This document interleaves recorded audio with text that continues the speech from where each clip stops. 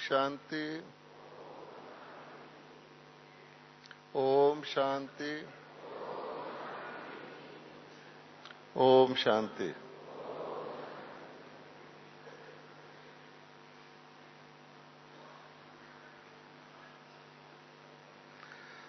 इस विशाल diamond hall में हम बैठे हुए अगर विचार करें तो ये डायमंड हॉल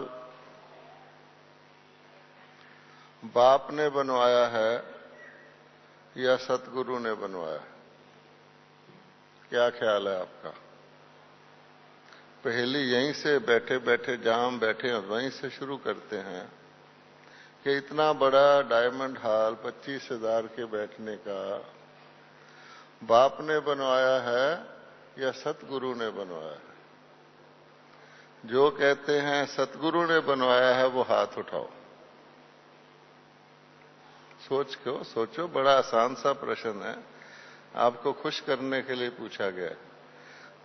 ये हॉल सतगुरु ने बनवाया है या बाप ने बनवाया है या दोनों ने बनवाया है?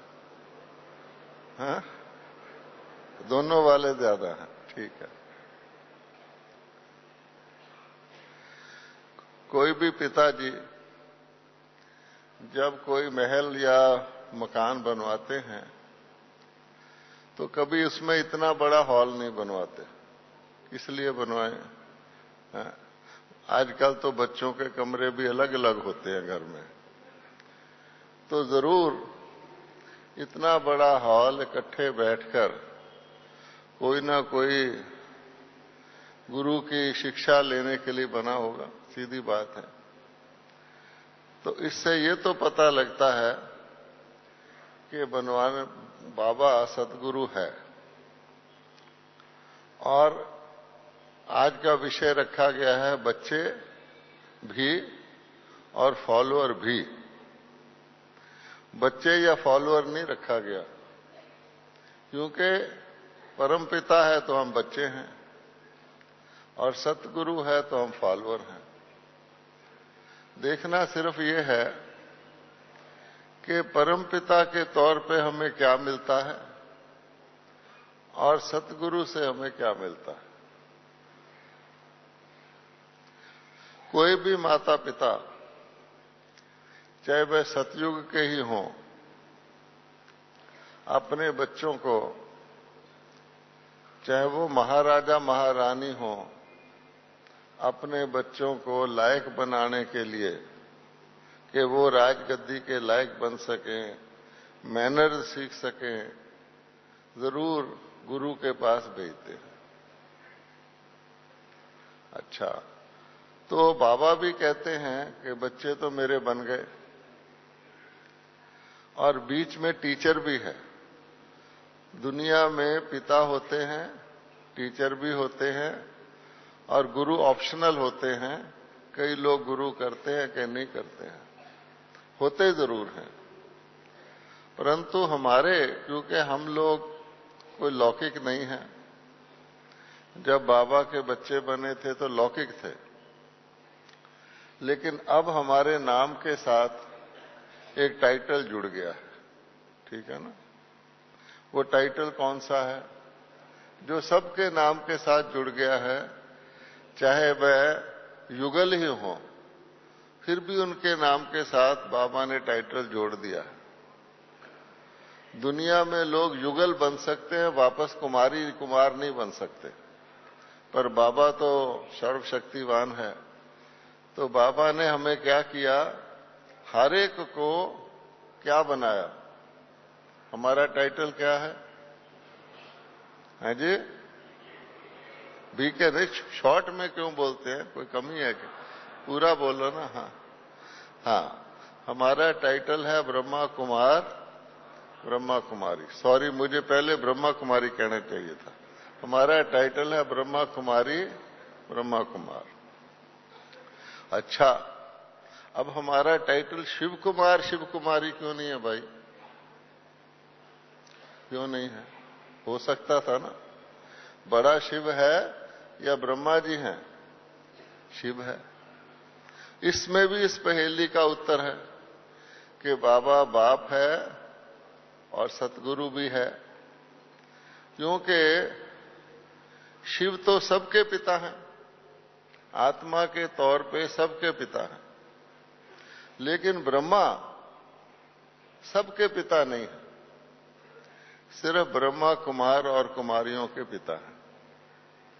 तो 18 जनवरी की मुरली में ब्रह्मा बाबा ने विशेष एक शिक्षा दी है कि दोनों को याद करो, दोनों से ही आपको प्राप्ति होगी, एक से नहीं होगी। इसलिए कि कहावत है, गुरु गोविंद दोनों खड़े, किसके लागू पाए, बलिहारी कौन? बलिहारी गुरु अपना, जिसने गोविंद दिया मिलाए। तो गोविंद तो हो गए शिव बाबा, और ब्रह्मा बाबा जो हैं, अगर ब्रह्मा बाबा बीच में ना हो तो आप सोचो कि हमारा शिव बाबा से कनेक्शन जुड़ सकता है? अच्छा, कनेक्शन जुड़ भी जाए तो जो शिव बाबा के पास हमारा पूरे चक्कर का ज्ञान है, अभी भी मुरली में आया है कि बाबा भी एक तरह से सुदर्शन चक्रधारी है, तो हमको सारे चक्कर का ज्ञान कौन दे? और उस ज्ञान देने के बाद हमें स्वर्ग का द्वार कौन खोले? इसलिए महत्वपूर्ण रोल ब्रह्मा बाबा का है।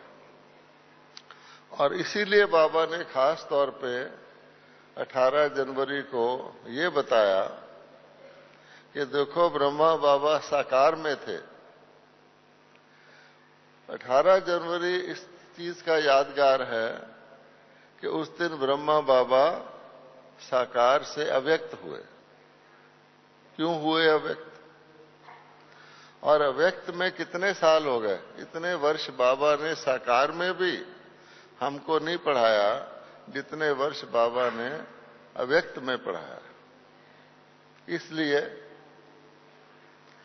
कि शरीरधारी होगा तो उसको अपना टाइम शरीर पर भी लगाना पड़ेगा, मिनिमम भी लगाए तो शरीर को थोड़ा रेस्ट कराना होता है, स्नान कराना होता है, भोजन कराना होता है। उसको कहीं ले जाना हो तो आपको कोई यातायात का साधन लेना पड़ता है। और इतना बड़ा अगर काम करना हो कि सारी विश्व की आत्माओं में से वो आत्माएं चुननी हो जो दिल के सच्चे सच्चे हैं, है ना? हमने गीत सुना कि बच्चे तो सारे ही हैं, पर दिल के सच्चे माने जो सतयुग में जाने वाले हैं। सतयुग तो सच्चा युग है। तो उनको चुनने के लिए और उनको लायक बनाने के लिए ही ब्रह्मा बाबा अव्यक्त हुए। अच्छा, और हमें भी क्या कहा? हम बड़े खुश होते हैं कि बाप दादा हमसे मिलने आते हैं, कल भी आएंगे, हम कितने खुश हैं। और यही कहते हैं, बस बाबा आप आते रहो और जिंदगी ऐसे ही चलती रहे, हैं? लेकिन बाबा कहता है इसका कोई लक्ष्य है और इसकी एक लिमिट भी है, हम जानते हैं। तो पहली बात यह है कि हमारे दोनों पिता, निराकार पिता और सूक्ष्म शरीरधारी फरिश्ता रूप के पिता, एक है परलौकिक और एक है अलौकिक। ठीक है, लौकिक तो हमारा दूसरा था। अब जिसके पिता अलौकिक और परलौकिक हों, उन बच्चों को अगर उनके साथ रहना हो, मिलना हो, जैसे वो हैं वैसे बनना हो, तो उसी रूप को धारण करना पड़ेगा। तो ब्रह्मा बाबा ने करके दिखाया। इसीलिए बाबा कहते हैं, चलो शिव बाबा को तो आप कहोगे जी वो तो सर्वशक्तिवान है, वो तो कुछ भी कर सकते हैं, वो तो बंधन मुक्त हैं, इत्यादि इत्यादि। वो तो कर्म में आते ही नहीं, उनको क्या पता दुनिया में कितने कष्ट हैं। लेकिन बाबा ने कहा ब्रह्मा बाबा को देखो, वो तो आपकी तरह ही रहे, आपकी तरह ही सारी सामना भी करना पड़ा, जो कुछ हम करते हैं बाबा को करना पड़ा, लेकिन करके पास हो गए। और बाबा ने कहा बहुत एक्यूरेट पाठ बजाया। तो इसलिए अब हमको बाबा आते हैं किस लिए? लेने आते हैं कि चलो तैयारी करो, क्योंकि बिना तैयारी के तो हम जा नहीं सकते सच्चा सच्चा। अगर सबसे पूछा जाए जी आप एवर रेडी हैं, तो सब कहेंगे जी एवर रेडी हैं। क्यों? अगर काल का बुलावा आ जाए तो हम टाल थोड़ी सकते हैं, उस हिसाब से हम एवर रेडी हैं। वो तो जाना ही पड़ेगा मजबूरी से। लेकिन वो जब हम उस हिसाब से जाते हैं तो कोई रेडी होकर, कंप्लीट होकर, संपन्न होकर नहीं जाते। वो तो कर्मों के हिसाब रह जाता है, इसलिए जाते हैं। तो जो बाबा कहता है एवर रेडी रहो और उसकी युक्तियां भी बताता है, तो उसमें सबसे बड़ी युक्ति यही है कि अगर हमने पिछले हिसाब किताब को ढीले भी करना है, फिनिश तो करना ही है, और अगर हमने कमाई करनी है आगे के लिए और यहां भी मुक्ति को पाना है, तो हमें अलौकिक रूप धारण करना पड़ेगा। यहां पर एक शब्द में यूं कहें कि ब्राह्मणों का लक्ष्य क्या है? हमारा लक्ष्य वही है जो ब्रह्मा बाबा ने लक्ष्य को प्राप्त किया। और लक्ष्य क्या है? इस लौकिक में रहकर लौकिक नहीं रहना और हर चीज को अलौकिक में कन्वर्ट करना, और उस अलौकिक में इतना रहना कि जब भी हमारा टाइम पूरा हो हमें कोई गिला शिकवा, अफसोस, पश्चाताप, मलाल ना हो कि हाय हम जा रहे हैं, हमने ये नहीं किया। ब्रह्मा बाबा ने तो स्पेयर कर लिया टाइम कि अपने को तैयार करके हमको तैयार कर रहे हैं। हमको तो क्या कर रहे हैं, हम और आत्माओं के निमित्त हमको कर रहे हैं। तेरे बहाने सबका भला। तो बाबा कहते हैं कि शुरू में ही मैंने बच्चों को 2 लक्ष्य दिए, और भक्ति मार्ग में भी 2 ही लक्ष्य लोग चीजें मांगते हैं दुनिया में। क्या मांगते हैं? कि जी गति सदगति, मुक्ति जीवन मुक्ति, और तो सब है पर हमारे को मुक्ति हो जाए। और मुक्ति जीवन मुक्ति में भी ज्यादातर लोग क्या मांगते हैं? मुक्ति या जीवन मुक्ति? क्या ख्याल है आपका? जीवन मुक्ति वाले भी मुक्ति के बगैर जीवन मुक्त नहीं हो सकते। तो मुक्त तो सबको होना है, और जीवन मुक्त जो सतगुरु मानते हैं उनको होना है। सीधी बात है। तो मुक्ति का अर्थ है शांति, और जीवन मुक्ति का अर्थ है सुख। सुख में शांति होती है, शांति में जरूरी नहीं सुख हो। दुख से मुक्ति हो गई तो शांति हो गई। इसलिए गति शब्द जो है ये मुक्ति वालों के लिए है, और सदगति शब्द जो है वो जीवन मुक्ति वालों के लिए है। तो अब देखना यह है कि दोनों बाप में से मुक्ति कौन दे सकता है और जीवन मुक्ति किसके द्वारा प्राप्त होती है, तो भी आपको उत्तर मिल जाएगा। अगर हम शिव बाबा को याद करें, सिर्फ शिव बाबा को याद करें और पक्का निरंतर याद करें, तो हम कहां पहुंच जाएंगे? आपके ख्याल में कहां पहुंच जाएंगे? परम धाम पहुंच जाएंगे या सतयुग में पहुंच जाएंगे? सिर्फ परम धाम पहुंच सकते हैं, क्योंकि बाबा कहते हैं हमें 2 स्टेटस प्राप्त करने हैं तीसरे के लिए। हर व्यक्ति हैप्पी होना चाहता है, और हर मुरली में आ रहा है कि तुम खुश मिजाज बनो, खुश किस्मत बनो, तो हैप्पी बनो। और हैप्पी भी टेम्परेरी नहीं होना चाहता। यहां के सुख के साधन हमको टेम्परेरी हैप्पीनेस दे सकते हैं, जिसके बाद जब वो जाती है तो और ही अनहैप्पी हो जाते हैं। इससे तो हैप्पीनेस ना होती है, सुख के बाद दुख तो बड़ा दुख देता है। इसलिए अब हैप्पी भी एवर हैप्पी, तो एवर हैप्पी के लिए दो बातों की जरूरत होती है। वैसे भी दुनिया में कहते हैं हेल्थ, वेल्थ, हैप्पीनेस।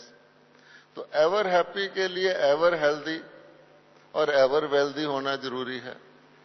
तो मुक्ति जो है वो हमें एवर हेल्दी बना सकती है, अर्थात सारे बंधनों से, सारे रोग के कारणों से, सारे विकारों से छुड़वा सकती है।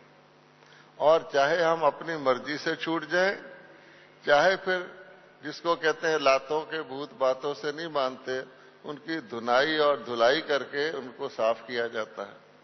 क्योंकि परम धाम में कोई भी आत्मा मुक्ति में कोई बोझ को लेकर, हिसाब किताब को लेकर वहां नहीं जा सकती। तो सीधी बात है कि मुक्ति यानी हेल्थ की प्राप्ति, अर्थात रोगों से मुक्ति, शारीरिक रोगों से, मानसिक रोगों से, विकारों से मुक्ति। लेकिन वेल्थ कहां गई? आप हेल्दी भी हो गए, बड़े पहलवान बन के चल रहे हैं, पल्ले पैसा नहीं, तो आपको क्या हाल होगा आपका? तो हेल्थ के साथ वेल्थ भी चाहिए। तो बाबा ने कहा है जो पढ़ाई है, knowledge is source of income. तो बाबा कहते हैं हद की पढ़ाई से हद की इनकम। लोग पढ़ते लिखने हैं, कुछ उनको अच्छा पद मिल जाता है ना। कहते हैं पढ़ोगे लिखोगे बनोगे नवाब, और खेलोगे कूदोगे तो आप देखते ही हैं फिर क्या करना पड़ता है। लेकिन अगर एवर करना हो तो पढ़ाई भी ऐसी चाहिए जो कि ऐसी प्राप्ति कराए जो जन्म जन्मांतर चले। और वो पढ़ाई फिर शरीर नहीं पढ़ सकता, शरीर के द्वारा पढ़ोगे तो लौकिक विद्या होगी, उसको उस ज्ञान को धारण करने वाली चीज भी परमानेंट चाहिए जो आत्मा है। इसलिए बाबा कहते हैं कि मैं जो ज्ञान देता हूं एक जन्म का नहीं देता हूं, एक विद्या का नहीं देता हूं, तीनों कालों का, तीनों लोकों का, सारे सृष्टि चक्र का, सारे ब्रह्मांड का देता हूं। तो वो आत्मा में ही जा सकता है। इसलिए बाबा कहते हैं कि मीठे बच्चे तुम आत्मा पहले बनते हो, लेकिन बनते ब्रह्मा बाबा के द्वारा हो। खाली आत्मा बन जाए हम, फिर तो पता भी ना लगे। अब आपके सामने 2-3 दिन पहले भी बाबा ने कहा है, किसी को आत्मा का साक्षात्कार हो जाए, थोड़ी बहुत रोशनी दिख जाए और वो समझे कि मुझे सारी प्राप्ति होगी, तो बहुत बड़ा धोखा है। इस धोखे में आपने नहीं आना। अगर परमात्मा भी ज्योति स्वरूप दिख जाए तो बड़े खुश हो जाओ कि वाह मुझे बाबा के दर्शन हो गए। तो बाबा कहता है दर्शन टीचर के होना और बात है, और उसके द्वारा प्राप्ति होना अब और बात है। इसलिए जो जीवन मुक्ति है, जो कमाई है, जो सोर्स ऑफ इनकम है, वो ब्रह्मा कुमार कुमारियों को ही हो सकती है। और उसके लिए बाबा को पढ़ाना पड़ता है। जब इतना पढ़ा लेता है, फिर वो कहता है पढ़ने के बाद अब उसका कुछ रिजल्ट भी दिखाओ। हैं? ऐसे तो नहीं मास्टर जी पढ़ाते जाएं, गलतियां करते जाएं, आखिर उसकी कोई लिमिट है। किसी गाय को आप घास खिलाते जाओ और दूध दे ही नहीं तो उसके तो अफारा पड़ जाएगा। इसलिए फिर बाबा कहते हैं बहुत काल पढ़ाकर, बाप के बच्चे तो हम जन्मते ही बन गए, फिर टीचर के पास आए, तो इतने वर्षों तक बाबा ने हमको पढ़ाया, पालना की, हमारे को करेक्शन दिए। अंत में कहता है कि फिर सतगुरु का रूप भी चाहिए, क्योंकि उसमें फिर लिहाज नहीं होता। गुरु के होते हैं फॉलोअर, अच्छा टीचर के तो होते हैं स्टूडेंट। तो स्टूडेंट सवाल कर सकता है, जवाब कर सकता है, सारी गीता भरी पड़ी है, हम रोज देखते हैं प्रश्न उत्तर हो रहे हैं। लेकिन जब पढ़ाई पूरी हो जाती है फिर प्रश्न उत्तर नहीं होते, फिर तो हमें उत्तर देना है। तो इसीलिए गुरु के फॉलोअर कहा जाता है। अब फॉलो मैंने क्या होता है? फॉलो मैंने फुट स्टेप पे चलना, नक्शे कदम पर चलना। जो गुरु ने किया वो हमें करना है, फॉलो करना। तो बाबा ने शब्द दिया फॉलो फादर। क्यों? कि फादर में एक्चुअली तीनों आ जाते हैं जब बाबा फादर कहता है, क्योंकि और जगह फादर अलग होता है, टीचर अलग होता है, गुरु अलग होता है। कई जगह फादर और टीचर एक होता है, प्रिंसिपल का बेटा है। लेकिन फादर, टीचर, गुरु सारे एक हों तो उस शब्द के लिए क्या कहें? या तो हर बारी तीन कहें, फॉलो फादर, टीचर, गुरु, वो अच्छा नहीं लगता। तो बाबा ने कहा फॉलो फादर, फादर ही हमारा टीचर है, फादर ही हमारा सतगुरु है। लेकिन फॉलो में बड़ी जबरदस्त कंडीशन आ जाती है। तो बाबा कहता है फॉलो में आपको अपना दिमाग नहीं चलाना। स्टूडेंट के तौर पे हमें अपना दिमाग चलाना है ताकि जो टीचर पढ़ा रहा है वो हमारी बुद्धि में आए।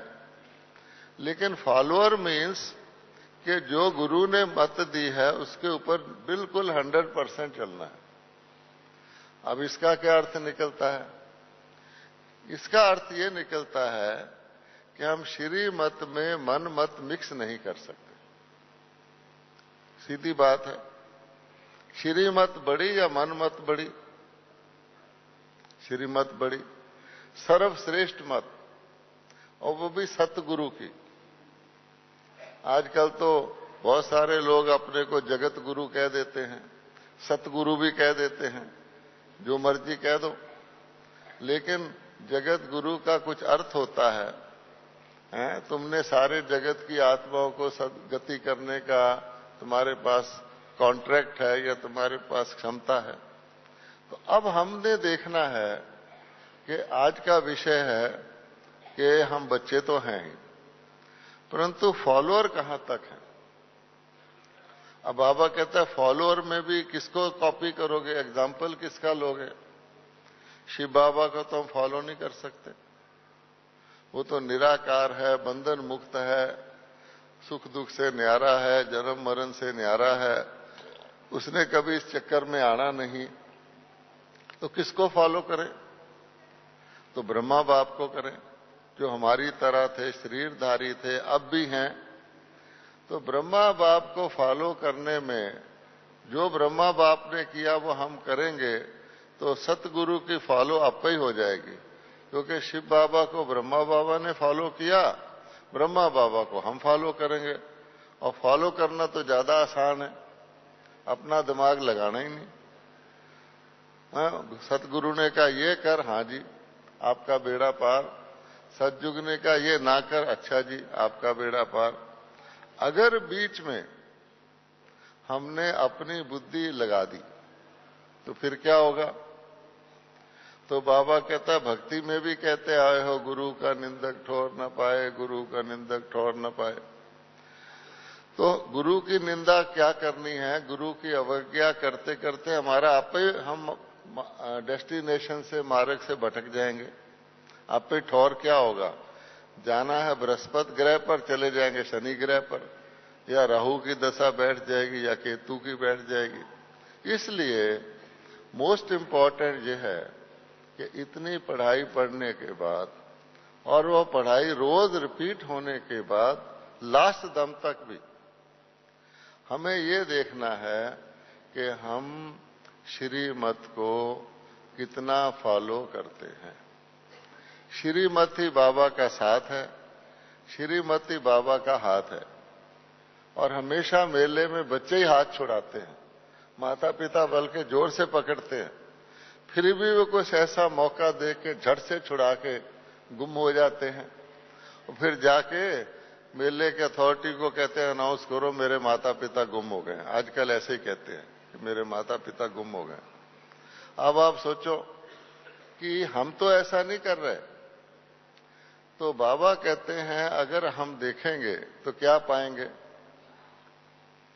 कि जो तो श्रीमत हमारी मनमत के साथ टैली करती है उसको हम हां जी कर देते हैं। बाबा ने कहा बच्चे बैठ के योग लगाने की क्या जरूरत है, 24 घंटे बैठे थोड़ी रहोगे, ये तो चलते फिरते का योग है।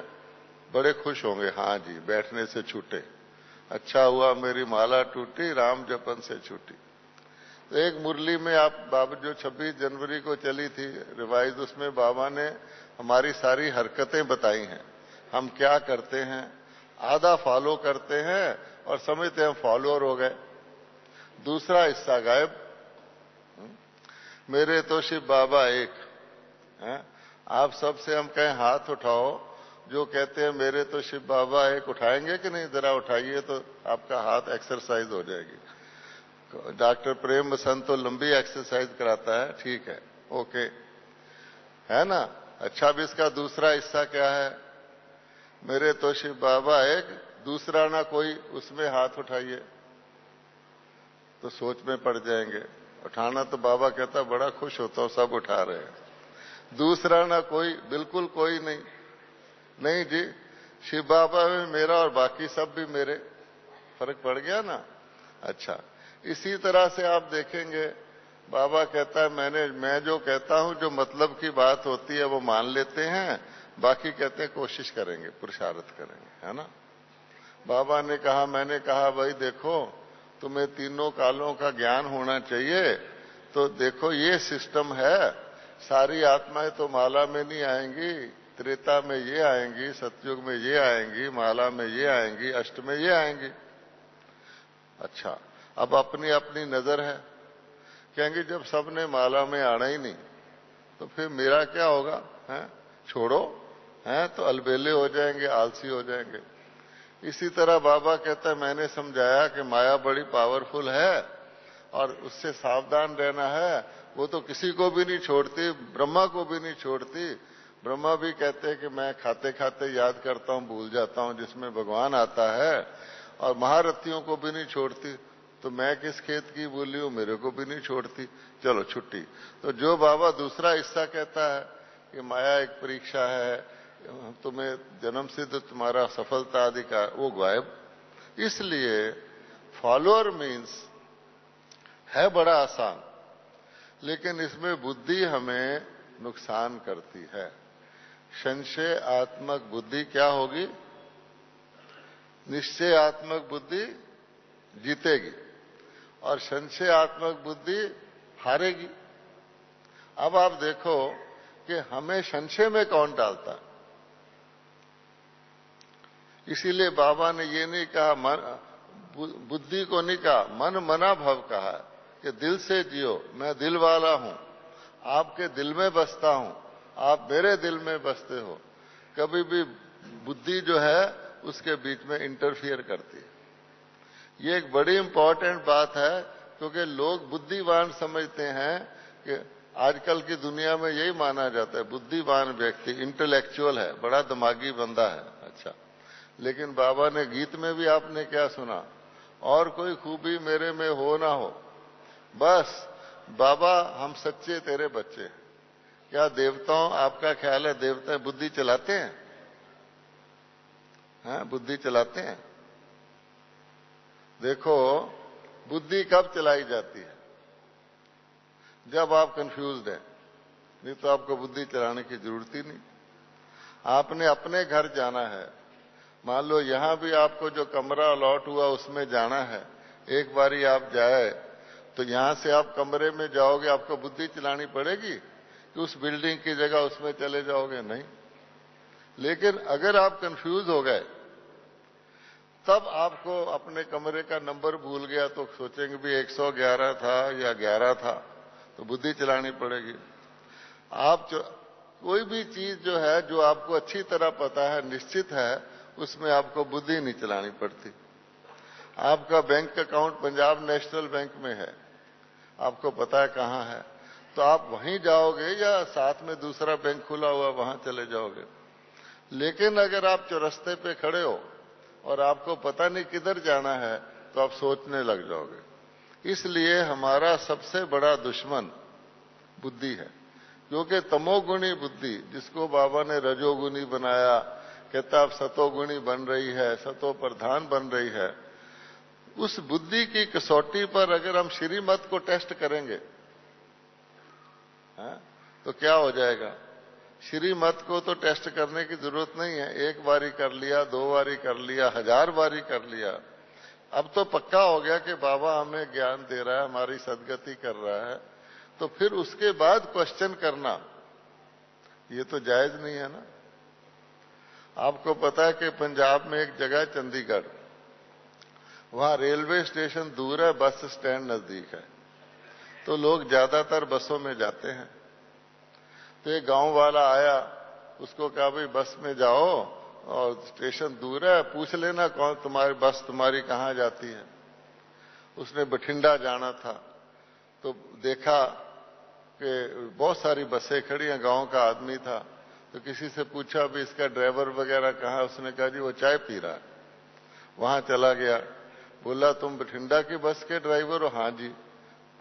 कौन सी बस है? कहता है वो सामने है, उसमें जाके बैठ जा। वो बैठ गया। अब उसने कहा, ये बैठ गया, निश्चय हो गया कि इसमें बठिंडा जाना है, लेकिन मन है, बैठा रहा।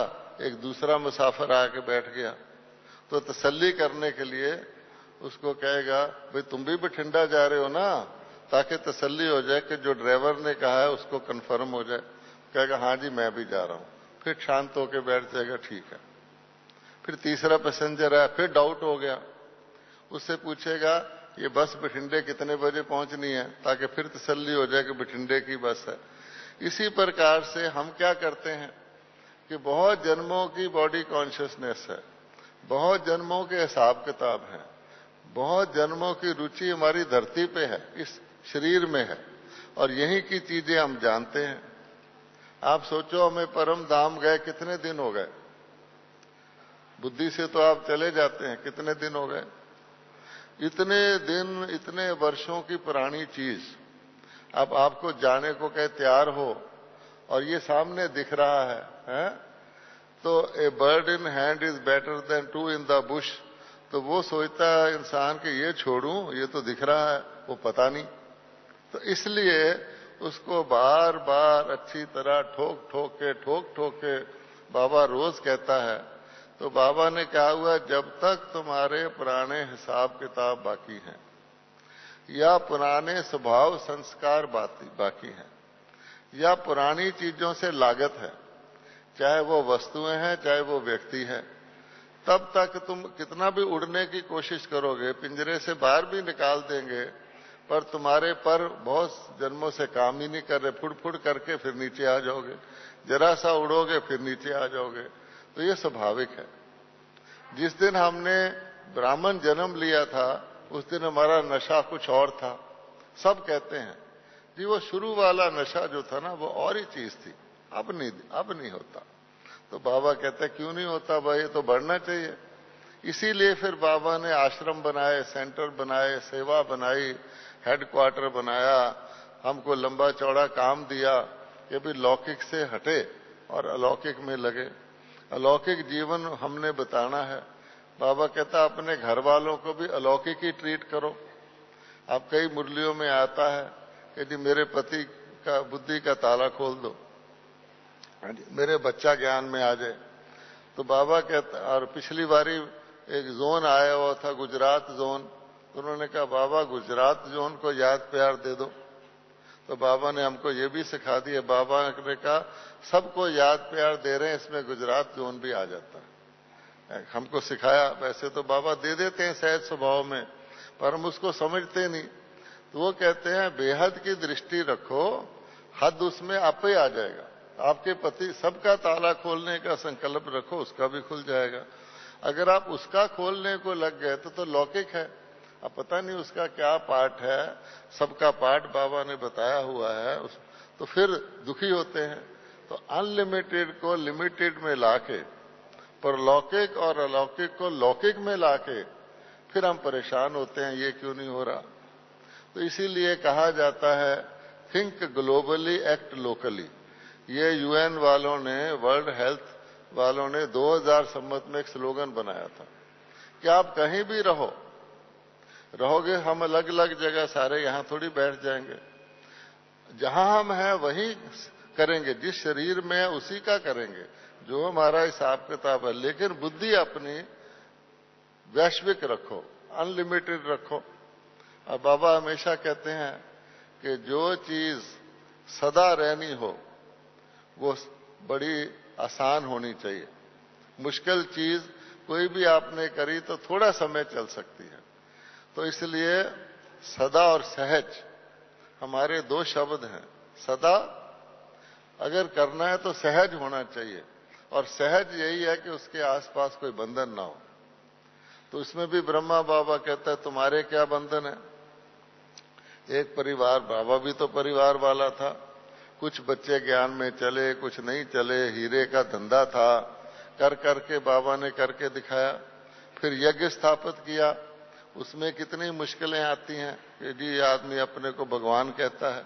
मुझे अच्छी तरह याद है, पांडव भवन में जो हिस्ट्री हॉल है उसकी छत के ऊपर पिकनिक हो रही थी। बहुत सालों की बात है, ब्रह्मा बाबा थे तो छत पर पिकनिक हो रही थी, हम सब उसकी दीवार पर पीठ करके बैठे थे।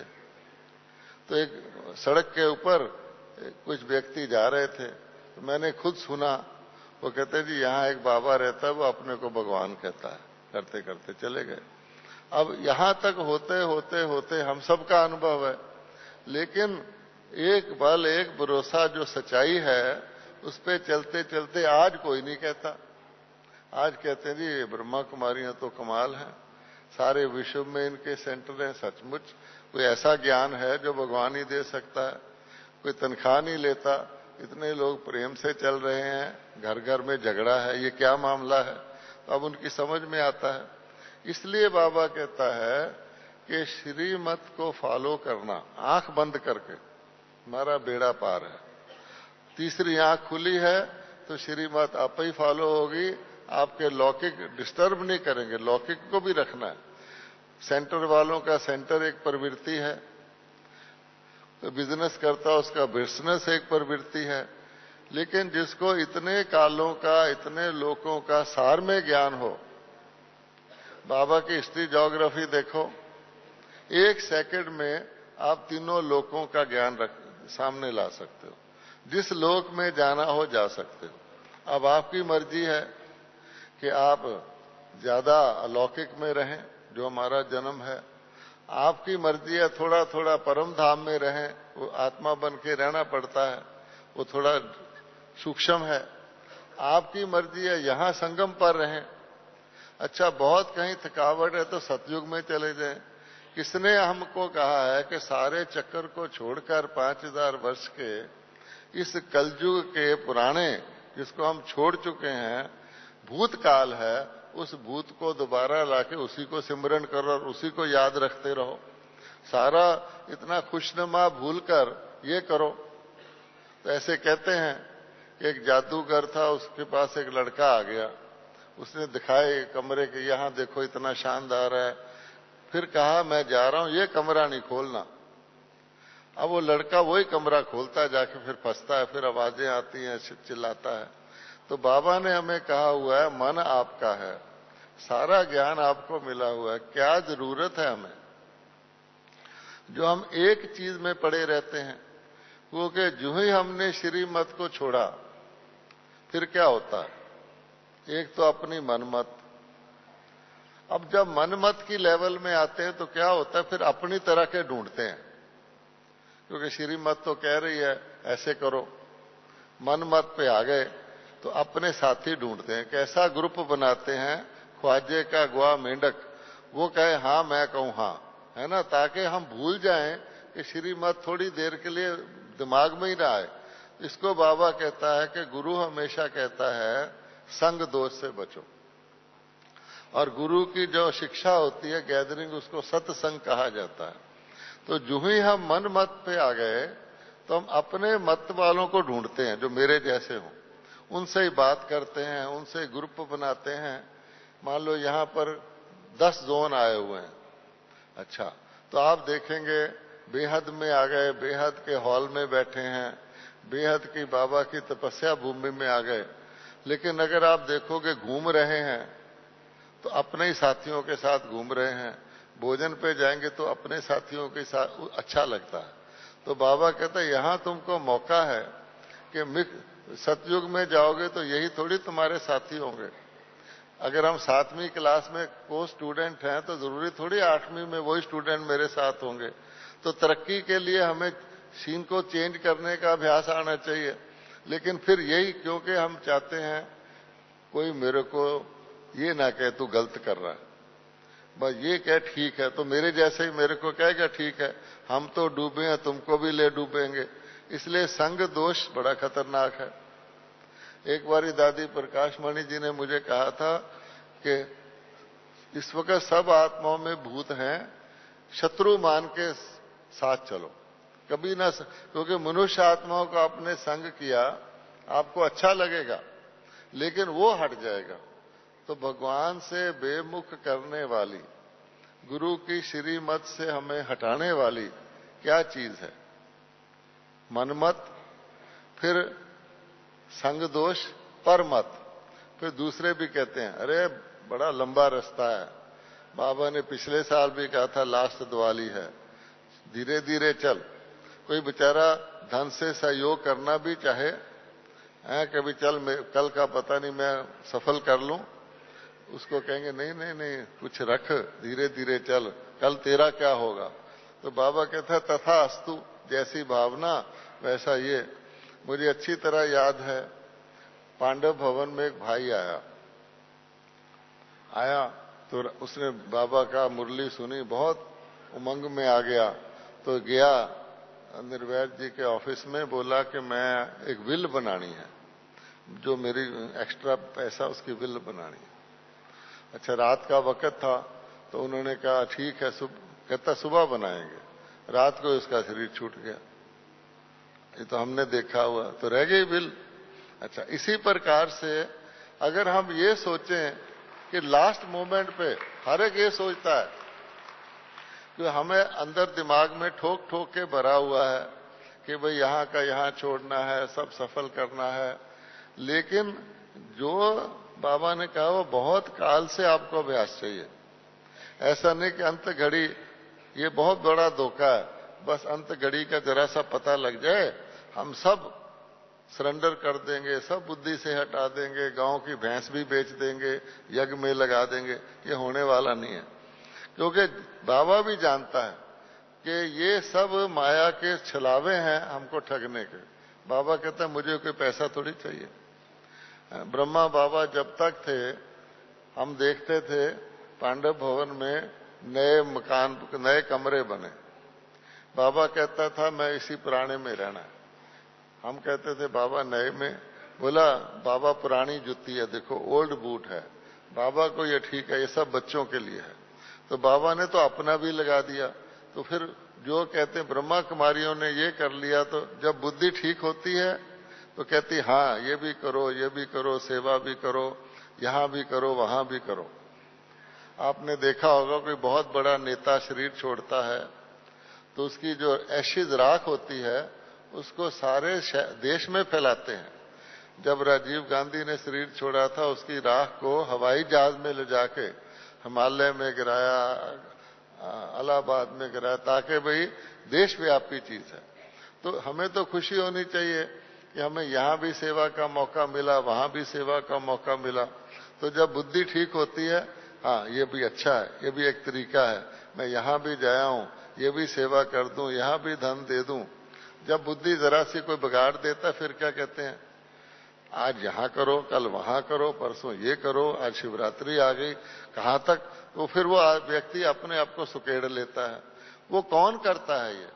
तो हमारी बुद्धि को मनमत, परमत और पिछले संस्कारों का पुल, ये सब हमारे को फॉलो करने में दिक्कत डालते हैं। और बाबा ने इसीलिए कह रखा है कि 3 नहीं है, अगर 3 होते चलो ठीक है, एक चौथा भी है। आपको पता है ना चौथा कौन है? क्यों जी? बाप हो गया, शिक्षक हो गया, सतगुरु हो गया, एक और भी है ना? कौन है जी वो? धर्मराज है। तो बाबा कहता है कि फिक्र नहीं करो, जो इतनी मैंने मेहनत की आपको आकर, शरीर छोड़कर दूसरे शरीर में आकर भी मैं आपकी सेवा करता रहा, रोज रोज करता रहा, और फिर भी इतनी मेरी सेवा के बाद भी आपने मेरा नाम बदनाम ही किया।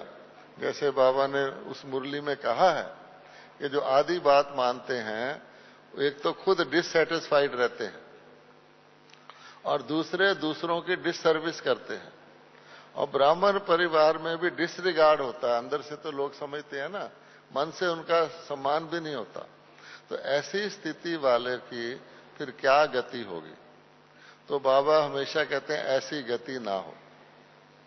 एक हो गई गति, एक हो गई सदगति, और तीसरी भी, चौथी भी एक गति है जो धर्मराज के हवाले करना पड़ता है, क्योंकि वहां तो जा नहीं सकते।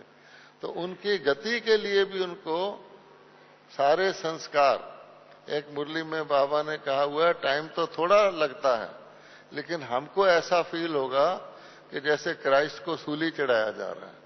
एकदम सारा सीन सामने लाया जाएगा, बगैर एविडेंस के। बाबा कहता है सजा नहीं दे सकते, ये तुमने किया, ये तुमने किया, फिर शर्म भी आएगी। और सबसे खतरनाक बात ये कि उस समय जो पश्चाताप होगा वो तो होगा ही। लौकिक पढ़ाई में आप अगले साल दोबारा इम्तिहान दे सकते हैं, 2 साल फेल हो जाओ तो भी इम्तिहान दे सकते हैं।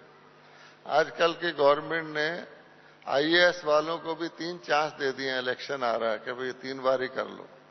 लेकिन यहां पर क्या होगा उस वक्त, ये अभी तो वो ख्याल नहीं आ रहा, फिर ये ख्याल आएगा, कलब कलब अब यही होगा। अब नहीं आ रहा, अब आए तो अच्छा कि अगले कलब में ऐसा ना हो, मैं सावधान हो जाऊं, अपने को ठीक ना। फिर वो जब आएगा तो बाबा ने कहा खून के आंसू आएंगे, ओहो क्या किया। लेकिन फिर भी बाबा कहता है नंबरवार बच्चे हैं, मेरा काम है सावधान करते रहना, करते रहना। तो आज का जो टॉपिक है, बाप के बच्चे के तौर पे हम अधिकारी हैं, टीचर के, स्टूडेंट के तौर पे हम अगर पढ़ेंगे स्टूडेंट शोज टीचर, लेकिन गुरु के नाते से अगर हमने किसी भी श्रीमत को फॉलो नहीं किया तो हमारी लाइन खिसक जाएगी और हमारा नंबर भी खिसक जाएगा। जब उखली में सिर दिया है तो मुसलों से क्या डरना। मेहनत कर ही रहे हो तो अच्छी तरह करके, थोड़े बचाव करके क्यों ना पूरा पद पाए। ओम शांति।